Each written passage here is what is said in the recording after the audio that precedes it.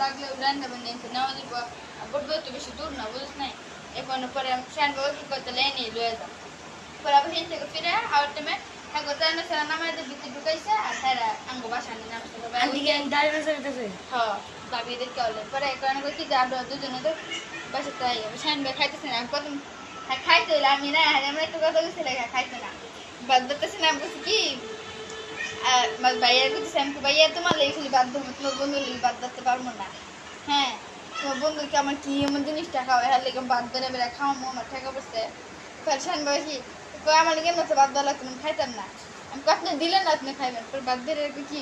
শ্যান ভাই খাইতেন না পরে না আমি খাবো না আমি কে রাগ করছেন তাহলে আজকে সেট তুলে দিই কয় না আমি এমনি খাবো না পেট ভরা আমি পেটের মধ্যে ঠিকই খিদে আছে কইছি যে হ্যাঁ লেগে আপনি রাগ করে বলেছি তো ভাইয়া কি সূর্যগুলো আপনার কথা বলছি কি রাগ করো আন্তাজি খাইলে কা না খেলে দরটা আমি খাম বয়ে থাকি দুজনে খাইলো শ্যানবে চিন্তায় ভালো লাগতেছে কয়েকটাকে খাইছে এখন সবার ভাবি না দৌড় দিন না কয়েকটা খাইছে কারণ আজকে রাইতে কয়টা বলে যাইবো যে হ্যাঁ হ্যাঁ আমার রান্না বান্না করবো কি করবো না হ্যাঁ হোটেলে কিনা খাইবো নাকি তার কোনো ঠিক ঠিকানা নেই আমার তো আগে তো জানাই না নয়তো আন্টিরা এনে সবাই হ্যাঁ করলে কি রান্না আমার কিছু নিয়ে যেতে হ্যাঁ যদি হ্যাঁ বিকালবেলা আইসে এনে তো ফোন দিয়ে করবো না একবার এখন হঠাৎ করে কইতেছে ডাল ভাত না ডাল যাই হোক রান্না যায় আলু